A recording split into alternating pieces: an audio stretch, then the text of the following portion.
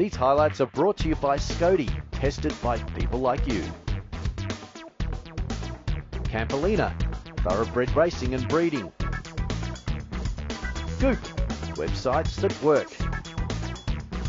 And Landserve, delivering sustainable environmental solutions.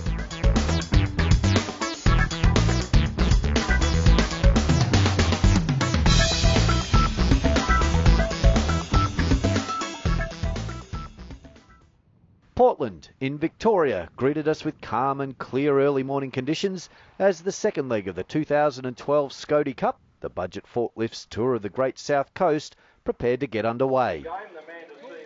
A few hours later, as our riders lined up for stage one, a crit around the picturesque foreshore, rain was threatening and looked like it might just stay for the ride. Track Pack came in leading the Cycling Australia Subaru National Road Series with a 4-point gap. Team Budget Forklifts and last year's dominators Genesis Wealth Advisors had other ideas though, as we rolled off for another thrilling week of racing. After the boys settled into the wet and slippery course, the pace increased. The school kids enjoyed some time off as they flashed past. A rise back up from the waterfront with a sharp left-hander at the top made for tough going setting up for the sprints. Drapac pushed for early sprint points, with Budget responding via Samuel Whitsmiths. But it was Genesis Wealth Advisors who stole the points and the win, with new recruit Brenton Jones taking the win in his first Genesis race over teammate Anthony Giacopo and Budget's Ryan McAnally in third. Anthony Giacopo moving into yellow and donning the Budget logo. No doubt an odd sight for Genesis team boss Andrew Christie Johnson. AJ also took the sprint jersey. The Campolina Criterium jersey went to Brenton Jones. And Drapac's Darren Lapthorne, the most aggressive.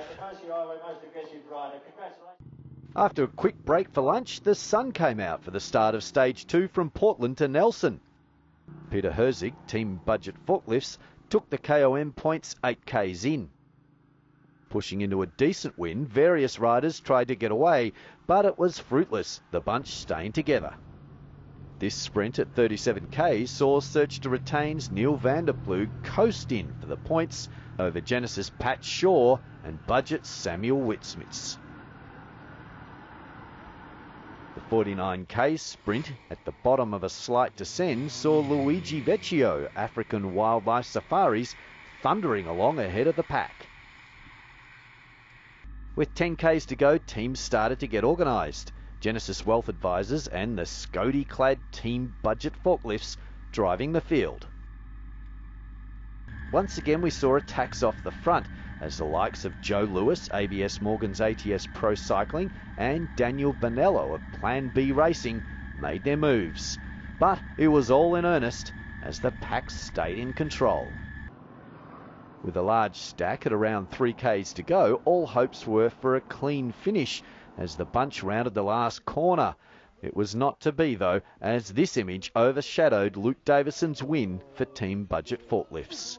Luke Davison's going to get it, and Luke Davison goes to the line, and McAnally was second across the line.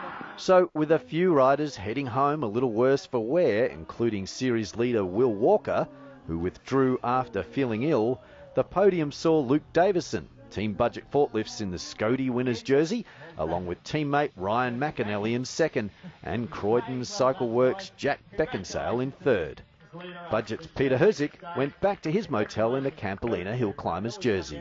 The NRS has each year, I believe, stepped up, and the quality of racing and the average speeds that we're holding, and just how you look at the top 10 and the majority of the different teams that are in there, it just shows the depth.